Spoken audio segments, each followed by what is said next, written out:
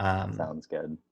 So the way I like to start these things is just by having the guest, which is you in this case, describe how it is that we know each other and sort of the nature of our relationship in your estimation. Sounds good to me. All right. Well, hi there. My name's Jeremy. Um, I met James as a freshman in college at Princeton University, 2008, I believe. And Obama won his first presidency no, a month in. a month in, yeah, no, we were still in the Bush era at the time things were starting. But yeah, so I show up the first day with my family, and I happen to be in a 6-person suite. So the way this particular dorm was set up was that instead of double rooms, there were several doubles within a suite that also had a common room.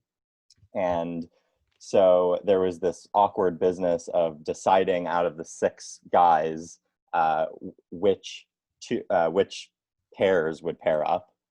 And I happened to get stuck with this fellow, James Cole. My parents, I distinctly remember, and my mother reminds me of this, that like upon first meeting you, after you made like a very, good impression, shook her hand and, just appeared very confident and personable. She just gave me a look like, who is this guy? And like, we just proceeded to have laughs about that for many years to come. But yeah, we were an unlikely pair because I grew up sort of very nerdy, insulated, introverted. And, my big passion at that particular time was the Rubik's Cube. And I owned about 15 Rubik's Cubes and decorated my room with all of them. So yeah, I was a very nerdy kid. Different dimensions, 2x2, 3x3, 4x4, all the way up to what All was the different biggest sizes 7? and different faces, not just the Rubik's Cubes, but this thing called a Megaminx, which is a 12-sided polyhedron. You Um, even have posters behind you. I even have Rubik's Cube posters behind me because this happens to be my childhood room. And continuing the nerddom, I have the Pythagorean theorem here on my shirt. So Jeremy can you know, do not only the Rubik's Cube, I've seen him do it in, I think 16 seconds is the fastest I've seen you do it, which is out of control for a normal person, but also pathetic for the level of nerd that you are. yeah, it's But true. I've I also was like seen you a do it. skilled amateur. Yeah. Yeah, but you also can do it blindfolded, which is more impressive to me, where you look at a cube, you're able to actually sort of memorize the cube using sort of compression algorithms, if you will, where you compress the information of the cube into, you know, smaller and smaller strings of numbers, and then you can Mhm. recreate the cube in your mind and solve it blindfolded, which is really cool. Yeah, it takes a lot of concentration. But yeah, the Rubik's Cube, it's not one of those things that's impossible for anyone to learn. In fact, one of the ways in which James and I bonded very much over the first semester at Princeton was me teaching him the Rubik's Cube. And he actually got pretty fast. If I recall, you went below a minute eventually. I think I didn't I was like Not quite. 105 or something, but it was to the untrained eye, to the run of the mill Princeton gal who stopped by our dorm. It was very impressive. Yeah, it's one of those skills, kind of like the guitar, how you just need to like learn 4 chords and then you can impress people. And similarly, the Rubik's Cube, you just have to solve it in about a minute and a half, or even at all. And you know, but there's a difference between true knowledge, true enlightenment, and just sort of mechanical rote memorization, which the Rubik's Cube is primarily. But getting back on track, so we enjoyed our first year at Princeton as roommates, and certainly clashed on a few things. James had maybe more of a propensity to go out there and party and live a little bit more of a dissolute existence. No, I'm kidding. But relative to what I was doing, which would be like studying math on a Friday night and reading books for fun in the common room, I think I played a lot of Guitar Working on Hero your that year. kanji, working on your Japanese characters Yeah, for it was a hours. big penchant for learning Japanese and had to take that class every day at 9 a.m., which sucked. But yeah, and I mean, we were just an unlikely pair, but we developed a close friendship and maintained that all throughout college and beyond. I mean, I think we quasi roomed together sophomore and junior years. In that, I mean, I guess we had singles, but we were in close proximity. And yeah, we did. I don't think we took any classes together, but the thing I like about the story is over time, I think our outer shell, though we are still quite different, has grown similar and similar, in that perhaps I've become a bit more introverted and a bit more cautious, thoughtful, and so on as I've matured, and you've grown into yourself and have become a bit more extroverted and confident. So I think we look, to the untrained eye, we look more and more similar. But when I think back to those early freshman days, we were so different because we were in sort of our evolved form, shall we say, as we still are. As I was the we're all Charmander of 18-year-olds. Yes. Yeah, we were not a Charizard yet. And so, you were really like deep in your head and in your books and in your Rubik's Cube, and like really not interested in talking much at all. And I was, as everyone who watches this knows me to be, very, very loquacious and talkative and abounding energy, even more so than today, I would say. And so when you put that in a tiny, we probably had an 100 square foot room because the common room enabled a little bit more space, but we had bunk beds. We were quite literally on top of one another. And yeah, when you add those two things together, it could have been an absolute cataclysmic disaster. But I think we really bonded slowly over our depth of thought and just how we both think, though we process the world in very different ways in terms of our outer shell. I've always experienced our friendship to be predicated on this sort of inner, how we once processed, how we sort of engage with information in the outside world, how we think about our place in it. And though we've led very different lives since, we've had a really, really close friendship. And I don't know. I think that's a testament to Princeton in some regards, but I think it's just a testament to humanity and what can come of sort of giving someone who's very different than you are. I've talked to people on this little podcast thing I'm doing of different races or backgrounds or whatever. You and I both grew up in New Jersey, have similar backgrounds in broad strokes. But we could not be more different in terms of where we fall on the extroversion spectrum. Yeah.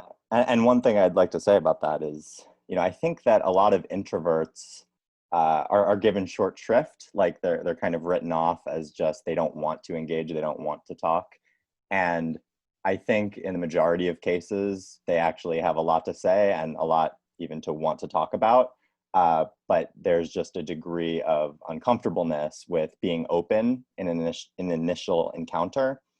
And so it sort of takes that very open person like yourself who kind of wears his heart on his sleeve and just says what's on his mind and, asks probing questions of the introvert to try to provoke him into conversation. And I think that pretty much worked. I think if I hadn't met you, I might have continued to go along, like having a lot of ideas, but not really having anyone to express them to. And, I think we really bonded over that. And that's nice of you to say, but I credit you with being open to it, right? Like, I think in time I've softened in how I approach people. And though I still really engage and probe, it's sort of one of my defining traits. I think I do it a bit more gently. As an 18-year-old, I was just, in my estimation, and I want to get into the topic of our discussion shortly, but I'll keep this very surface level, so don't get too uncomfortable. But I was going through a breakup at the time and was just like, woe is me, let me talk about it and spew my thoughts into our 100 square foot single.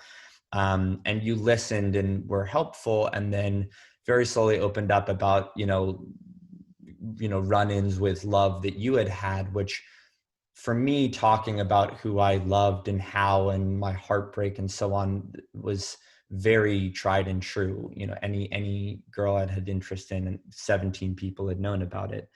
Whereas you had never opened up to anyone ever about feelings you had for other people and what that meant and how you dealt with that. And I think that was a real breakthrough for us, like maybe a month or two into school. I still remember some of those early dining hall dinners where we'd go to dinner together, and you opening up very slowly and a couple times even saying, like, I've never said this to anyone, and sort of swearing me into secrecy. And anyway, I think it's Yeah, just really that's a recurrent powerful. Like, theme, the secrecy. Yeah. yeah. And we, you know, since then we tell each other almost everything, or at least it seems that way. And so Yeah.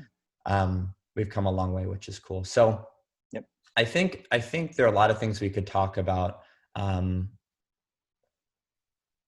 We had an interesting discussion on the phone the other day, which incited me to ask you if you'd be willing to have it on camera, which is a conversation about, you gave me some really constructive criticism on sort of how I live my life, and I sort of returned the favor and gave you constructive criticism on how you live yours, that we're both 30 years old, or you're almost 30, right? In a month or two. Yeah, nearly. And Happy birthday, by the way, to you. thank you. Thank you. And yeah, as per our differences, you know, the choices we've made professionally, the choices we've made in terms of the life that fits around that professional choice have been quite different. And we delved into a lot of interesting topics that I'm sure will flow out of this. We started talking about artificial intelligence and where the world is going and so on. So I want to sharpen this into a question. I can't quite think of one to really get us rolling, but I guess by way of introduction to the audience, I'll say, and you've asked me to speak very vaguely about this, so this is all I'll say on the matter. But so, you know, I am obviously an entrepreneur. I can work from anywhere. I've chosen a career that very much fits the temperament that you outlined just now. And then you work for the government and have a pretty intense security clearance and really can't talk about your profession at all, and live in a, you know, fairly remote part of a state so that you have access to said government job. Sure. And as a function of that, really haven't been able to lean into the extroverted inertia that was developed during college as much as I would want for you as your friend. You know, Yeah. and you have some criticisms of so I don't know. Do you want to respond to that, or do you have thoughts on that, and we can sort of see where it takes us? Yeah. So, yeah, I'd say the trajectory following the Princeton years was, you know, I majored in math, so that sort of left, you know, left on the table mostly, you know, quantitative jobs. So, you know, I guess there's finance, business finance, that kind of thing. But I was much more inclined to the academic. And so I certainly was considering going to graduate school. A lot of math majors went straight on to PhD.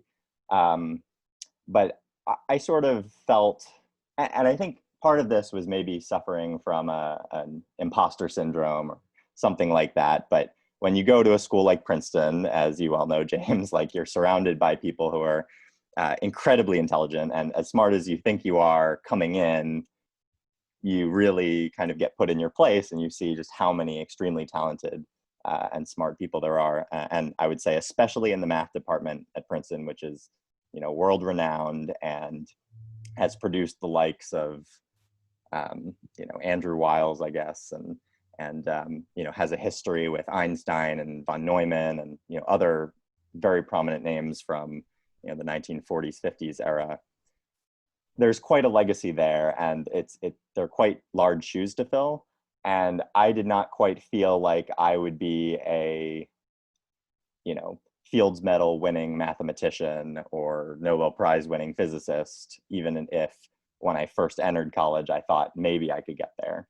So, you know, so with that, Can I quickly pause you there? I just think that's such a fascinating thought, and I've been speaking to mostly Princeton students, just insofar as you know, it's my friend group, or people of comparable conventionally measured intelligence, shall we say. And I spoke to Russell Dinkins. I don't know if you remember him. He was one of the track guys that was sort of on the periphery and would hang out with us when we lived together, you and I, with the track guys.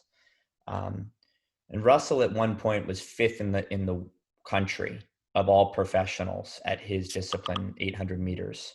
Mm. And yet he shared with me and therefore those watching, like a supreme imposter syndrome and immense social anxiety that led to depression and so on. And so it just is this interesting trend of like, I don't know anyone who, at least within a sort of mathematical universe, who's more capable and intelligent than you, who's harder working than you, which is saying a lot because I know a lot of smart people.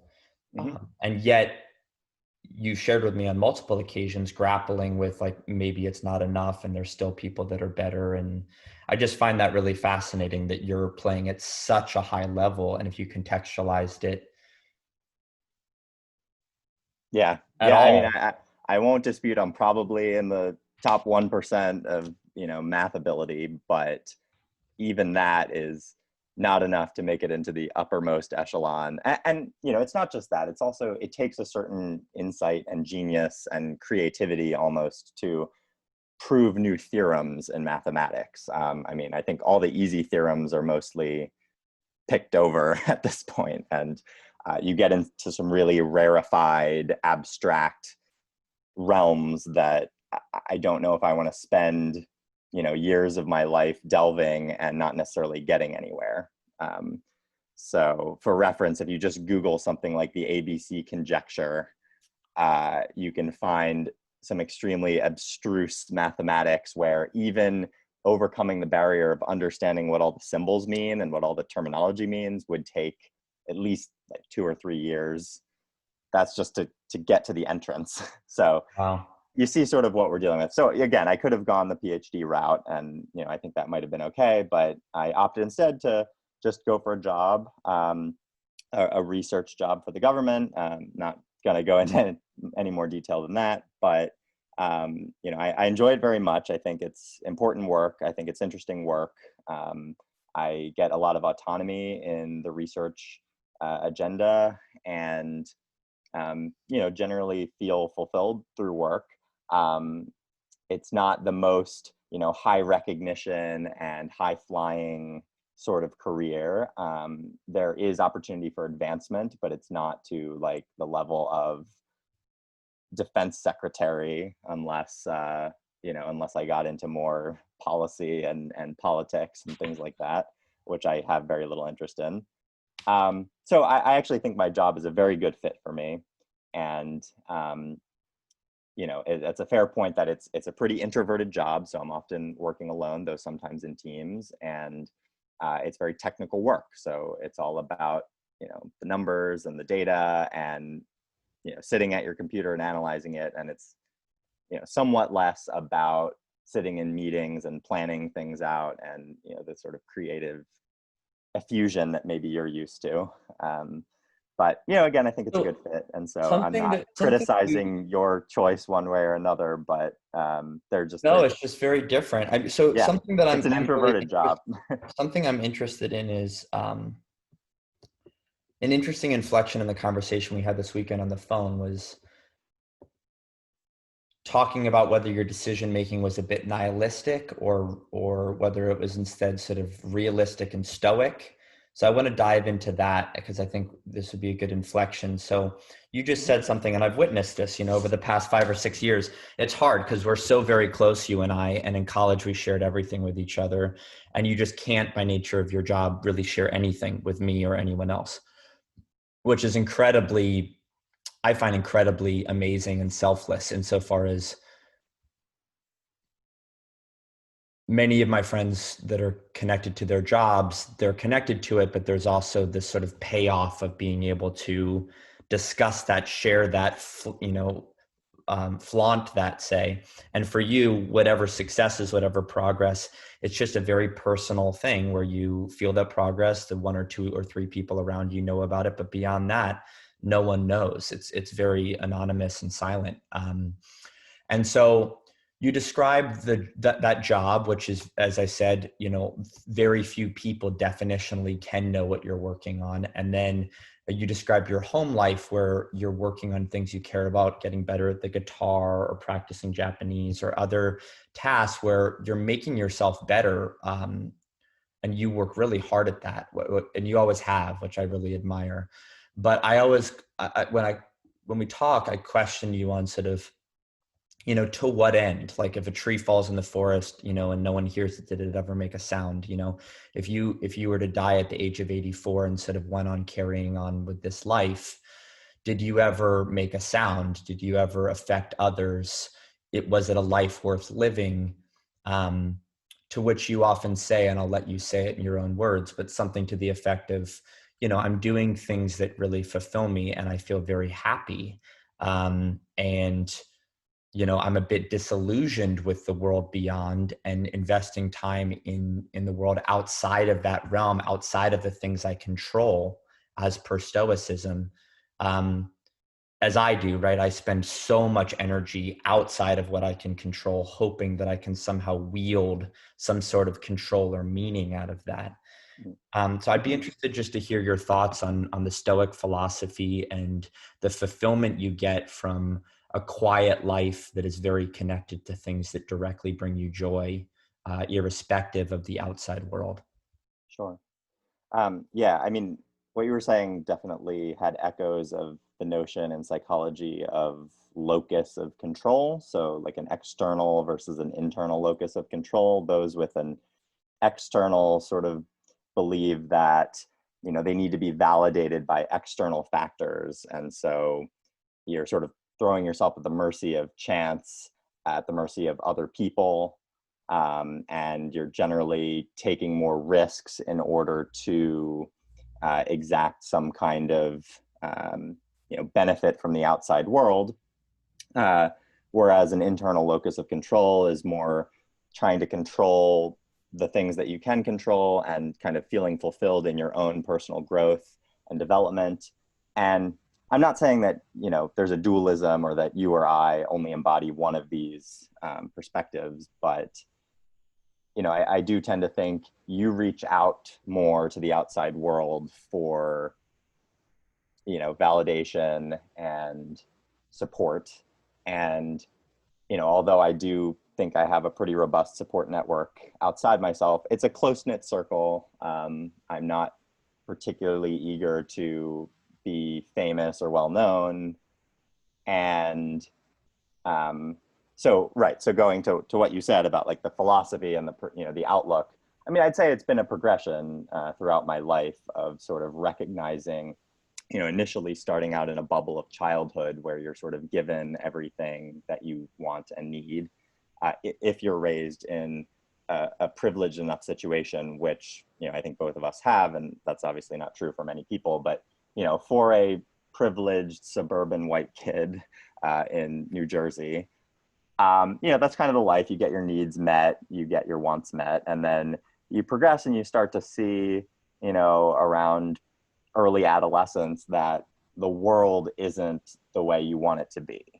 And, if you're used to getting things the way you want them, it's kind of jarring and disconcerting that, your parents can't fix the world, right? The way that they can put food on your table. And so you start to recognize that there's nothing that either you or the adults in your life that you've trusted can do to like fix the horrors of the world. I also think that, coming of age around 9/11 was a pretty significant impact on, I mean, all of us around our age. And around our geographic and geographic region, and just the events of and the cataclysms, and I guess the financial collapse also taking place like right before we went to college, another very formative experience, Obama, so on and so forth, the aftermath, Trump, coronavirus, whatever, the president. I mean, like, I start to see myself much more as like just swept up in the course of history than I used to. And so whereas maybe when I was younger, I was a little bit more idealistic in thinking I could, be some sort of leader who could change the world or influence the world. I sort of recognized, perhaps pessimistically, perhaps this seems bleak, though I don't necessarily view it so, that, my impact is limited. It's not non-existent, but I would rather shift some of my attention to, well, I guess my attention was always pretty focused on myself and on, personal growth and education and, just improving myself. I think we both share that perspective, but I tend to think that my personal growth can exist in a vacuum, just in my own abilities, my own, speed at doing the Rubik's Cube, for example. Like, it's something that doesn't impact anything. It's just, it's just a record. And I think you yourself have done this, right? Like, you're trying to achieve a goal of how fast you can run, right? Like, or how many steps you can do in a day. And it's not, even that's not for external validation. That's more just proving to yourself that you can do something. And so, to bring the Greek philosophers into it, because I'm certainly a Greek fan, there were different schools of philosophy. I mean, I read a lot of Plato in my formative years, but I think, Seneca. yeah, Seneca, all Marcus Aurelius, all those. And while I don't agree wholesale with any of these philosophers, and again, a lot of them were primitive and had primitive understanding of, the way the world works scientifically, at least.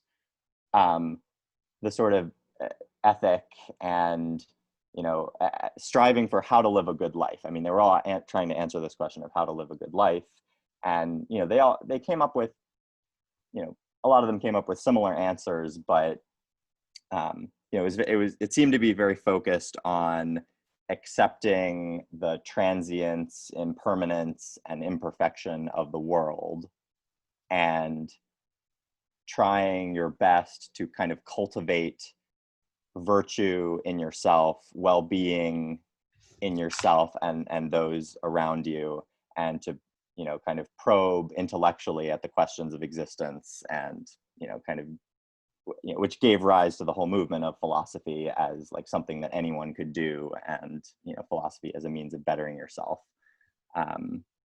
But yeah, I mean, I would say at this point in my life, I identify pretty closely with Epicureanism, which, and this is often distorted because Epicurean can often mean like,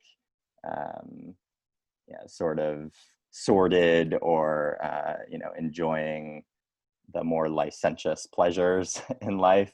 But originally, What does licentious mean? oh, like promiscuous, gluttonous. Yeah, they're just sort of Hedonistic. the baser pleasures, let's say. But no, I think, to my understanding, the Epicureans were much more about, kind of the high life, and, which certainly included like good food and maybe wine and things like that. But, company of good friends and, harmonious relationships and, all those things I believe in. I think we agree. But I'm less trying to struggle and strive with the world for acceptance, validation from some other. I'm more trying to just cultivate my own abilities and do the best I can. I really want to tease out the line between nihilism and stoicism and sort of the differences there, because I think they're kissing cousins, and I'd love to discuss that with you. Before we get there, though, I'd like to tell you a brief story, which I think is sort of an allegory, and get your thoughts on it, because it was very striking to me. So 3 or 4 years ago, I was living in San Francisco. I was 2 or 3 years into running my company, and I came home. It was maybe Thanksgiving time, or some reason for flying back east. And I was in my parents' house, and they had a dinner party. And my parents always do a good job filling the table with really interesting people with really interesting backgrounds, often that are very, very different from one another, which is sort of, again, you and I are so different and became so close. And I think that was part of how I was raised, is that it really never was a homogenous group of people. So it was mostly people my parents' age, late 50s, early 60s, that sort of thing. But the gentleman I was sitting next to was maybe 85. So very old. And my mom had briefly told me about him in very broad strokes. He was an acclaimed professor at Princeton University, which of course is quite close to where my parents live. And then I sort of learned this in pieces, but he was basically let go grade deflation and all. He basically sort of was too easy, and in his old age, the class was too simplistic, and he was giving out too many high grades. And so Princeton sort of relieved him of his duties, shall we say. And then the local school where I went picked him up as like an 80-something-year-old to teach high school science. And that's all I knew, right? But so as it turns out, in my conversation with him over a sort of a noisy dinner table where this poor 85-year-old is sort of muttering, and he asked me about my company and could barely understand it. And I could, we just didn't have very much in common, or a very easy way of communicating.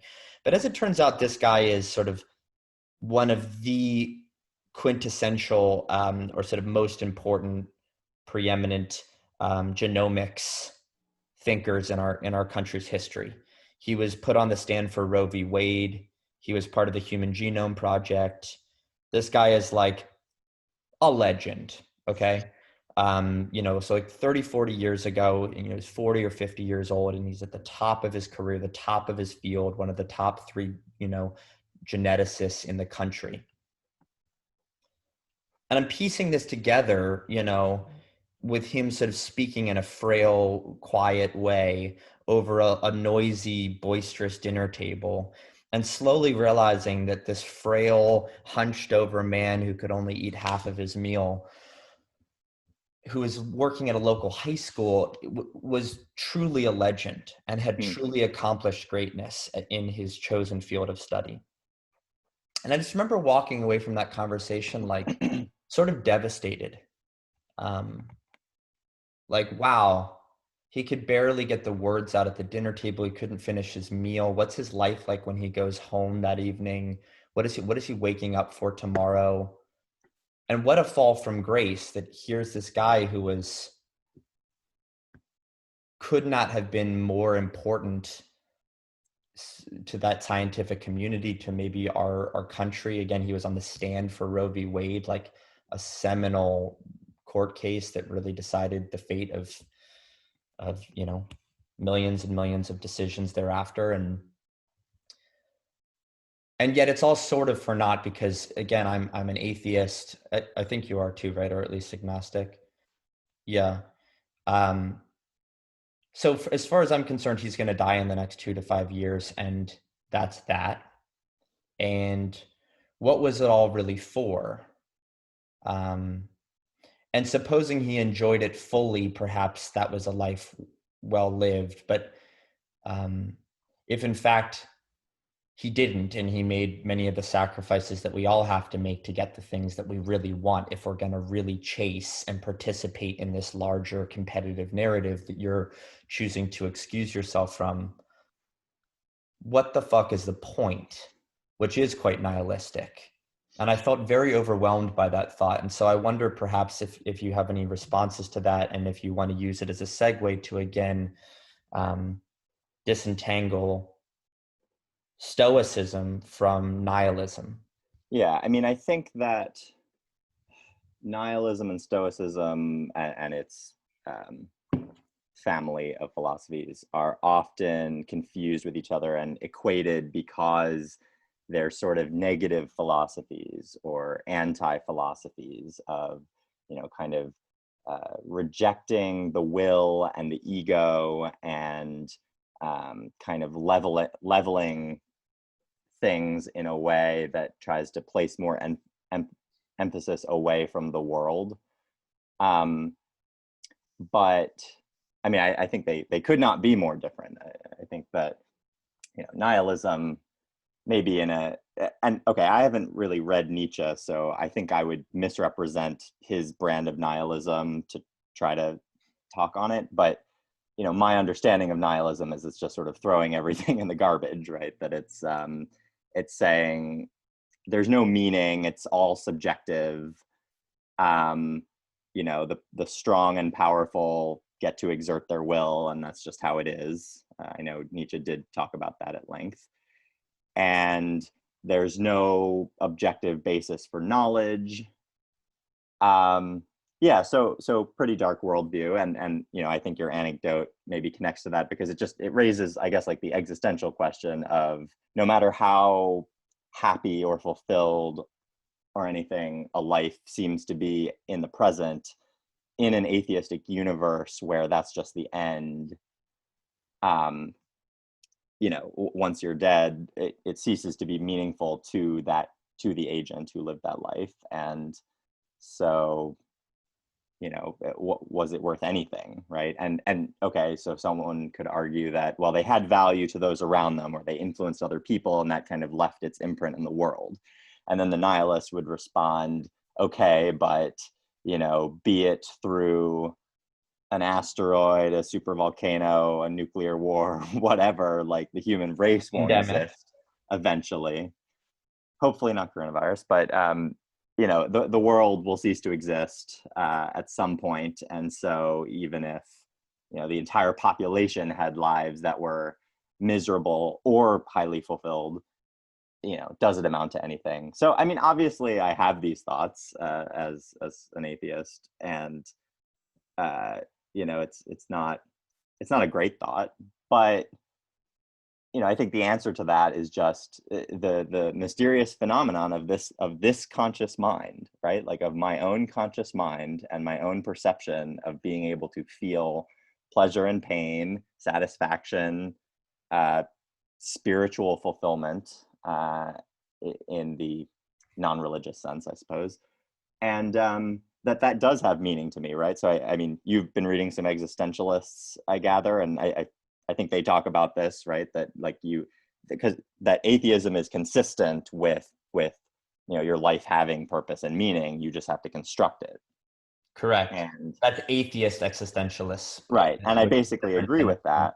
Right. I basically agree with that, and I think that's basically what Epicurus was getting at as well. With we live in this materialist universe, billiard ball particles colliding, or I guess now quantum mechanics or what have you.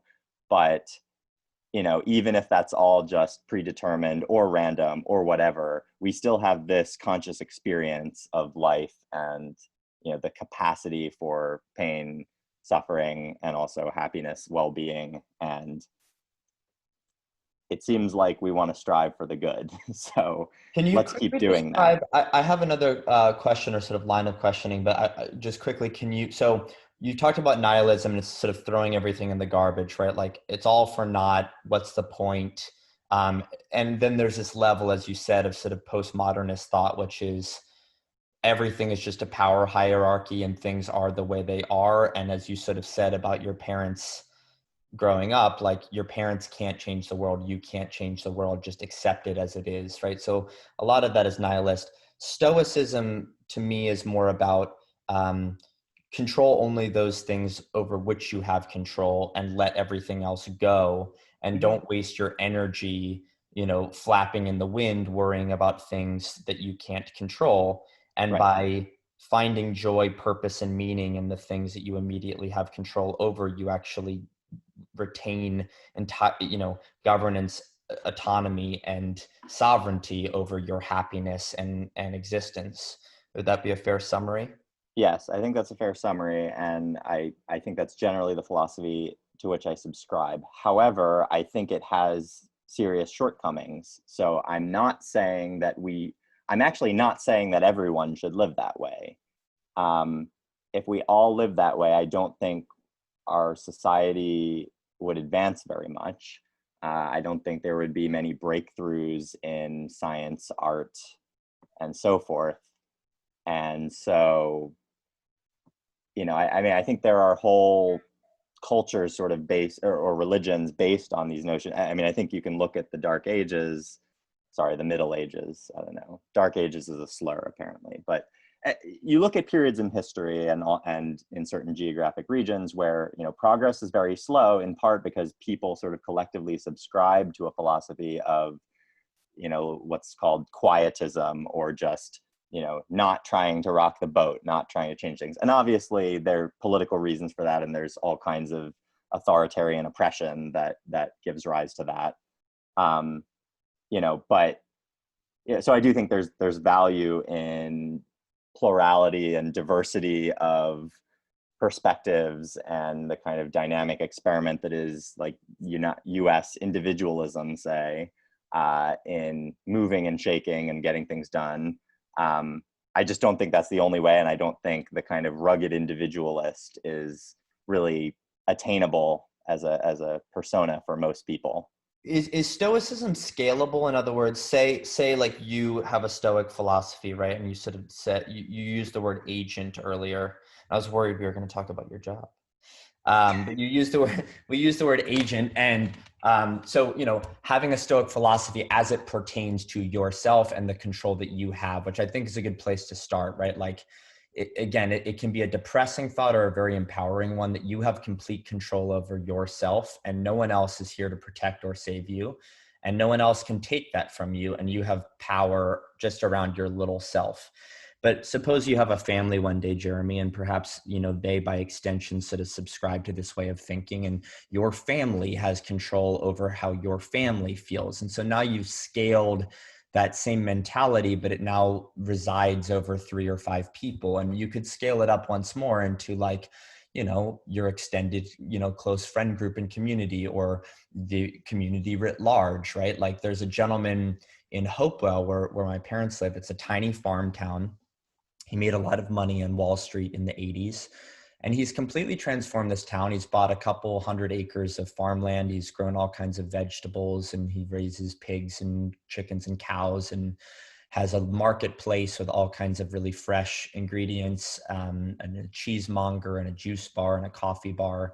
And it's sort of the town center, really. And then he has a restaurant that he's made that serves up all of those things in a more formal capacity. And he's really built something for the community to rally around, and he's given thousands a sense of purpose. So I wonder if you can take the Stoic philosophy and scale it from the individual and the little world you build around yourself over which you have control, to then a family or to a community even.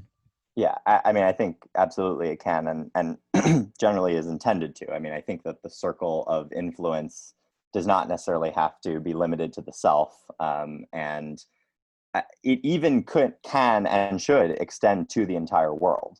Like, I genuinely believe that we should all be caring deeply about what happens to people on the other side of the world, and I think that's totally consistent with a Stoic philosophy. I do think, though, to your point about one person having an influence in like a small community, is that in today's globalized, interconnected world, it feels like it's much harder to have that kind of, it's much harder to have that kind of influence, even over a small community, because everyone's so interconnected. And, we don't, like, I mean, small town America is still a thing, and there's still like close-knit communities and so forth. But at least in our geographic region, like, the coastal regions of the US, let's say, everything's very, everything's very fast, and we get things delivered on Amazon, and we have Zoom calls across the country, and, we're both exerting an influence much farther through modern telecommunications, but we also sort of have less impact, because everyone's doing it, and it's kind of commoditized and made more artificial and, shall we say, inauthentic. And so I think that most people are opting to have a sort of inauthentic reach towards, tens of millions of people, instead of a genuine, authentic, powerful reach over 30 people in their small town. And of course, there are local heroes and local legends and so forth. But I feel like what people tend to aspire to, e.g. influencer culture, let's say, is to reach a lot of people, because, we want to reach a lot of people. We don't want to have just 50 followers. We want to have, 50 million. Right.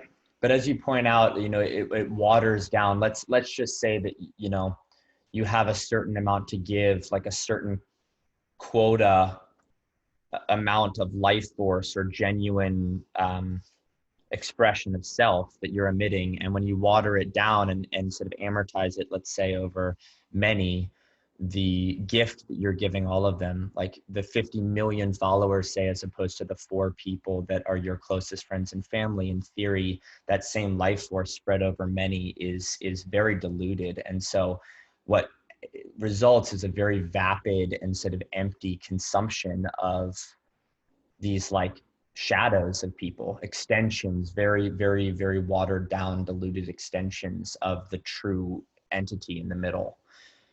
Something that's much more insidious, Jeremy, is like, I know an influence, I know many influencers, but I know one that I went to high school with, and I was talking to some friends about her recently, and we've been talking about how much she's become more vapid. She's leaning into sort of wealth and things that are not particularly tasteful. And as she does so, people watch more, it seems. And as people watch more, she's incentivized, whether she realizes it or not. It's like Pavlovian conditioning to lean into that further and further. And so she's bastardizing the origin self, right? The version of herself that she's choosing to project out into the world. When she gets more likes, she leans into that self. And when she gets fewer likes, she leans away from that self. And so we all are sort of reverse engineering ourselves based on how we are perceived out in the world. And it can be quite scary when the feedback you're getting changes the origin self for potentially the worse. I had a couple thoughts. You've been giving me so much that I now have lost them. But one thing that I found very freeing and sort of as a positive take, I think, on Stoicism is there's a quote I like. I think I've used it on this podcast already, but it's sort of an old Buddhist expression. I am not who I think I am. I am not who you think I am. I am who I think you think I am. I am who I think you think I am, which is to say, I spend a lot of time in my brain, even now, worrying, every time I talk to you, Jeremy, you always bring the best out of me because you're so goddamn smart. And I will check myself, do I seem intelligent in the eyes of Jeremy? Is he impressed? Is he intrigued? Is he engaged? And I worry so much in my head about my perception of your perception of me, right? And that really guides so much of how we conduct ourselves in the world, is what do others think of us and how can I change? But it's not even your perception. It's just my assumptions of your perception. And something that I found very freeing, Jeremy, is it's something that comes out of cognitive behavioral therapy, which is quite similar. It's based on a lot of Stoic tenets from what I can tell, which is sort of the attitude that like nothing matters as much as you think it will. If I were to say something really dumb right now, you wouldn't judge me nearly as much as I might have assumed you would. If you say something silly on a date or you offend someone, like nothing really matters that much or will have that outsized an impact on someone's perception of you. Mm-hmm. And another very freeing thing is something in CBT called the survey technique, where you just ask. You just say, sorry, Jeremy, that just seemed really dumb. Was that dumb? Did that seem dumb to you? And then you have the opportunity to say, no, dude, it's fine. Like, whatever. We're just shooting the shit on Zoom. I can spend approximately 42 minutes less in my head swirling, worrying about if you thought it was dumb, if I just ask you. And so I've been really putting that into practice recently. I think it takes people aback, but just acting the way I see fit, questioning if it offends people, concerns people, puts people, on whatever. And if they do give me the feedback, which occasionally they do, that I overstepped or did something wrong, then I immediately repent. But I found that 9 times out of 10, you didn't, and it wasn't. And instead of wasting all of that time worrying about, once again, you just control the things you can, and then don't get lost in others' perception, or rather of your perception of other perceptions of you. And I found that incredibly liberating over the past couple of months, to really lean into that and sort of run it as an experiment almost. Yeah, I notice, I mean, I think I think you and I are of a type, a type of personality who Awesome. I think, yeah, sure, but well, maybe, but reflect that Buddhist quote that you mentioned in that, um, we're always worrying about what people might think, and regardless of therapy or conscious intention to change that anxiety or concern, like that's just kind of how we're wired. We think about how we're reflected in other people's eyes, and um, so for me, that generally comes out as I'm very hesitant to engage at all in like a group setting or with strangers. And I have worked on that some, and maybe have gotten a little better than from my youth, but I wouldn't be having this conversation in a group of, even if you had invited one other person, I'd probably be much more silent than I am now. But what does alarm me is that people who don't have that tendency, who just don't self-reflect, often can be like rewarded greatly for that tendency. They can often come off as very confident. um, uh, often they're normal people, but often they may have like a narcissistic tendency to just think that they are truly great, that they're truly a gift of God upon the world, and that they can shape and do anything.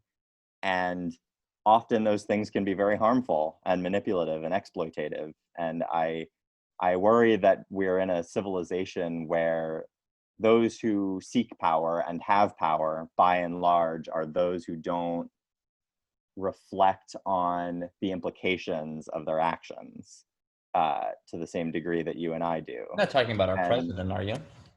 I wouldn't possibly be thinking of such a one. Um, But yeah. yeah, but you see what I'm saying? It's like I think if everyone were so caught up in their head and like too self-reflective, like yeah, we might be in that situation where like no one's doing anything or no one's like making progress in the world. But the flip side of that is I worry about narcissists and sociopaths, and those are just labels, but just generally people who kind of do without thinking and try to exert their influence without thinking it through. Yeah. Well, I mean, the best markers of success in a career, say, are intelligence and conscientiousness. So I do think that if you look at the top of let's say every Fortune 500 company, there would be 4% of society have sociopathy, are sociopaths. 4%, which is incredibly high, 1 out of 25 people. I bet if you looked at the top Terrifying. people at major companies, you would see, I'm making up numbers now, the 4% stat is true, but perhaps 8%, 10% sociopathy at the top of the pyramid, right? Mhm. And I actually mentioned this to my therapist the other day. I said, if you took a deep empath, someone who's deeply, deeply in their head and conscientious as I am, and you pitted them against someone who doesn't have that trait, who's definitely sociopathic, definitionally sociopathic, and doesn't care at all what other people think, and you pitted them against each other with equal intelligence, who would reach the top first? And she said the sociopath. So I think if you're a high functioning sociopath, you have an outsized chance of reaching the top. It is true. I think if you're a high performing empath, shall we say, I wrote an article called "The Artist and the Neurotic," which draws the distinction between someone who is so neurotic that they can't get out of their own head. They're just in these loops of thought. And the artist is able to take those neuroses and form some sort of objective creation that the world can relate to. I think if you're a high functioning neurotic, a high functioning empath, and you're able to sort of be highly considered, but then also output, you also have an outsized chance of success. It's only those who get completely lost in their head. And that's my criticism of how you live your life when we speak about it, which is you are so considered. And I respect your Stoic philosophy. I think it makes a lot of sense. And you're happier than many of my friends, which is fantastic. But when I think of the Jeremy, just maybe to bring this conversation full circle and therefore to a close, when I think of the Jeremy I first met, and you sort of said this actually at the start of our call, like had we not met, say, And had I not pulled you out of your shell, and had you gone deeper into your introversion and gone through Princeton just being at the top of the math department and practicing your kanji and never talking to a soul, I think the world would have been worse for it. And I would go so far as to say, I think you would have been worse for it, right? And you shine so brightly, as I'd like to think most do, but I know you well and can attest that you're such a loving person, giving person, smart person, such a good, clean thinker, which explains your mathematical prowess. But even just when I call you with life challenges, you can break down problems so cleanly. And that's just such a gift that I'm so excited for your future wife to benefit from, or your future children, future friends you have. And I think the more people you can pull in and share your light with, the better. And so we have these asymptotes of, you know, deep stoicism and introversion, where you only look after yourself, and therefore you have a higher chance of achieving happiness and enlightenment. And then the influencer on the other end of the spectrum, who has diluted has taken their life force, diluted it so much that they've lost themselves, or even worse, they've reverse engineered a version of themselves as per what other people think at great scale. I think that's a terrible outcome. And I think you never speaking to another human being is a terrible outcome. So my hope is that there's some sort of middle ground where you're able to take your light and share it with others, in a way that feels authentic and connected to the source. And I don't quite know where the function flips. In other words, where it goes from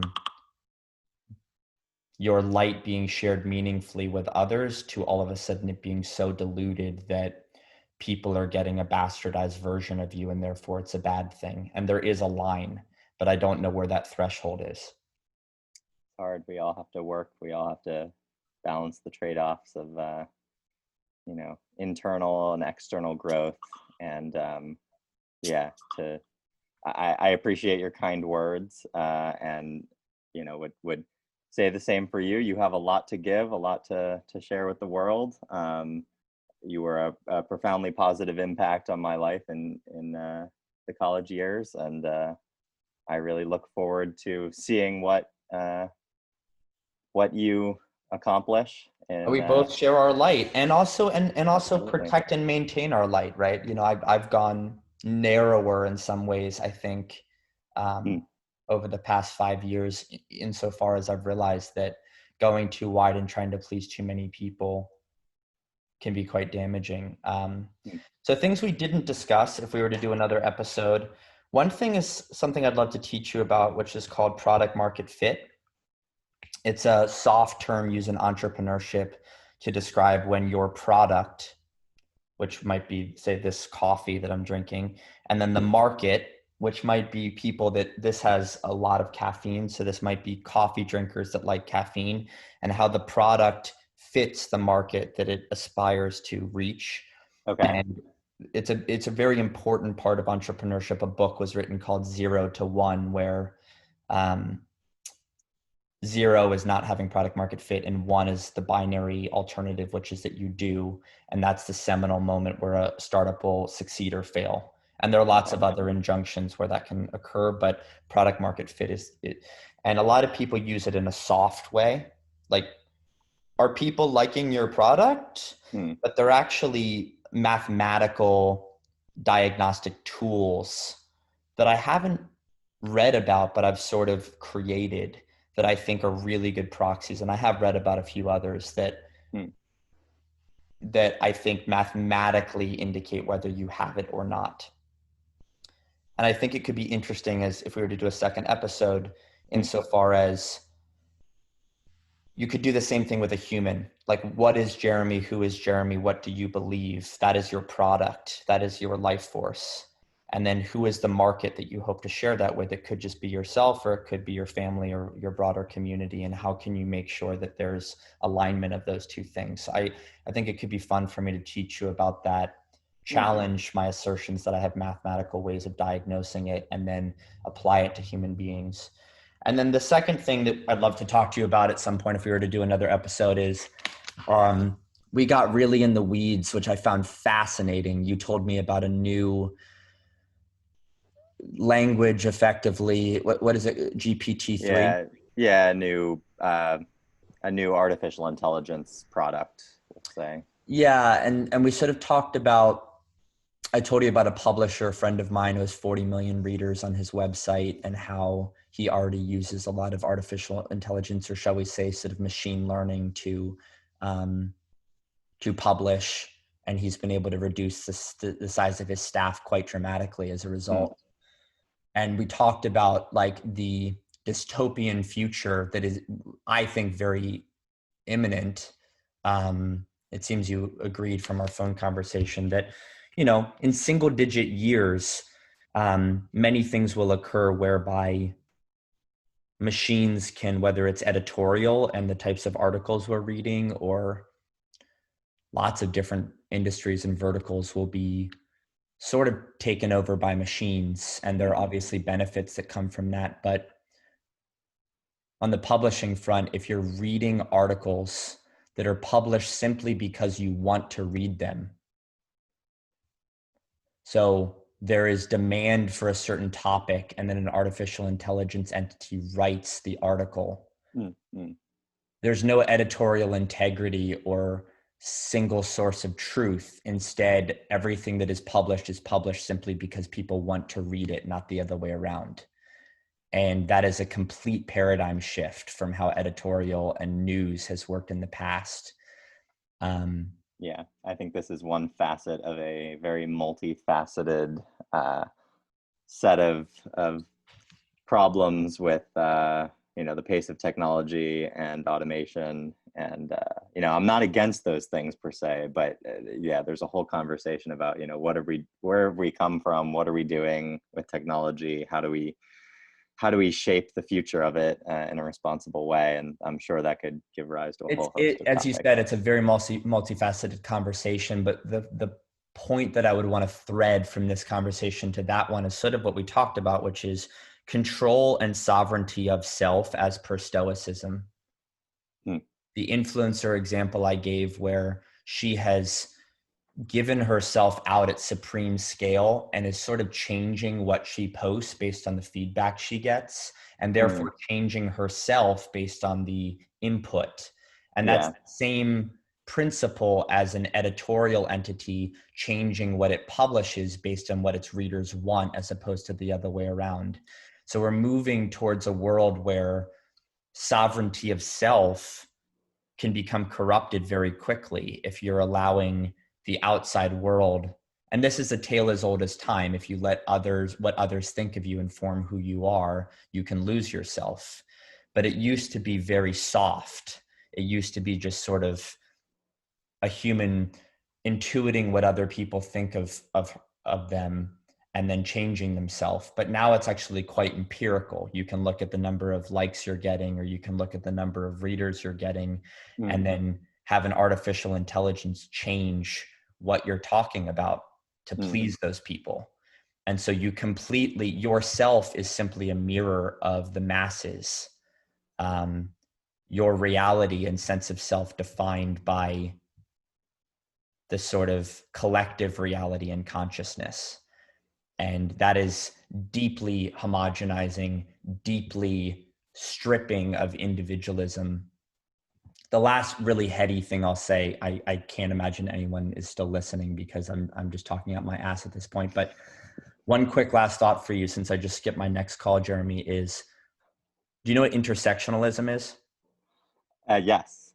So here, I have a big problem with intersectionalism. So um, Marxist theory, postmodernist theory, and really where the left is today for me boils down to one simple truth, which is that the group identity supersedes the individual identity.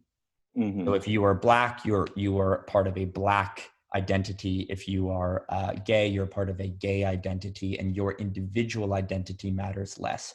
Example, white privilege. If you are white, you definitionally have white privilege, and you definitionally have a burden because you are white. It doesn't matter if you individually are racist or not. It just matters that you are white.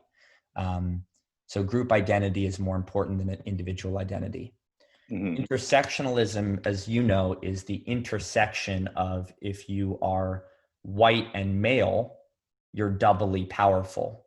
If you're Black and female, you're doubly vulnerable in the societal hierarchy.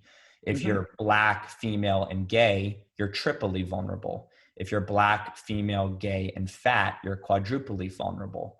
And so it goes, where a hierarchy forms, where the more intersections you can find, the stronger you become in the hierarchy, or the weaker. And here's the rub, and we can talk about this next time if you'd like. For me, Jeremy, you're a mathematician, so you probably already know where I'm going.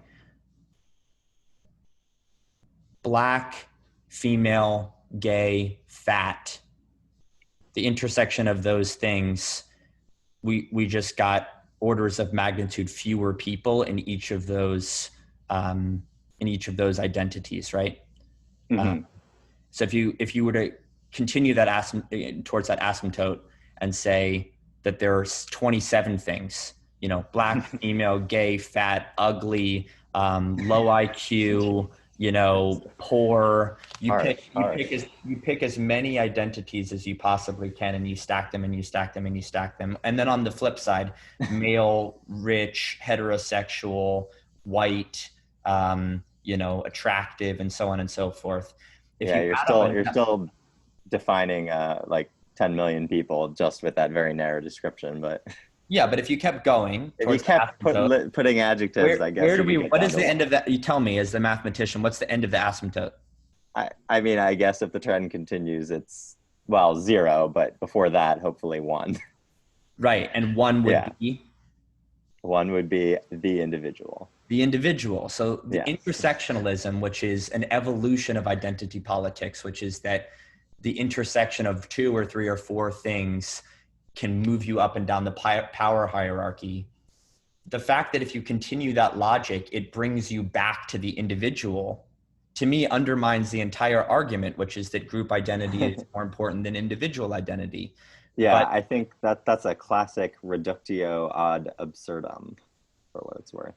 Right. Or at least in your conception. I don't know what that means, except for the cognates, which to me in math, it's just so using something makes it not work anymore. Yeah, no, you can read off the Latin because it's kind of English. But no, that's a common technique in a mathematical proof of saying, let's assume this proposition is true, and then derive some implications from it. And then eventually we get back to the opposite of what we assumed at the beginning, which, basically proves that that assumption had to be faulty. So I mean, I like it. I think perhaps it's a little sophistic. I think that there's some merit to the intersectional theory.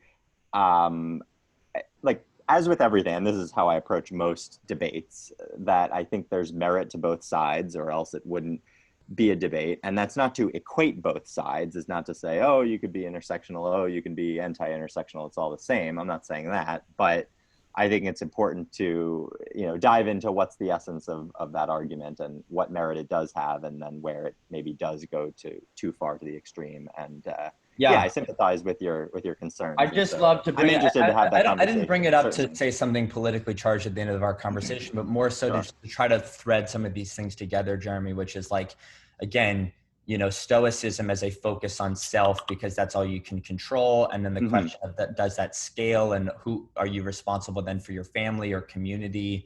How much can you scale your light without losing yourself? When you layer in technology and how artificial intelligence will actually make us reverse engineer a self that we're no longer connected to, because we're actually just a reflection of the communal conscious. So self versus group, like that's what I keep coming back to. Do you only have sovereignty over yourself, or can you have an outsized impact on the world or on the community or on the family larger than yourself? And so intersectionalism would have you believe that the group is actually the most important thing, and that is what defines you and your place in the world. And I think if you continue that logic, it actually brings us back to, your original thesis, which is that you really only have sovereignty over yourself because you are a group of one, and that group of one you can have control over. And if you try to have control over the larger group, whether it's 10, 100, or a million, you then are homogenized into this group collective consciousness, which again dilutes the self. So super fucking heady. I hope someone who's interested in this shit as much as I am is listening, because I think it's interesting stuff. And anyway, have a think about it. We can do another episode at some point. And yeah, I look forward to it. I had a good time. I appreciate the thoughtfulness and the time you've given to me as well. So of course, my friend, always. All right, I'm gonna go because usually I do this on the weekends, but we decided to do a mid-work day thing, and which has been very exciting. But I've got to get back into the salt mines. So yes, okay. Enjoy your freedom. Yes, excellent. Great to see you, and enjoy the rest of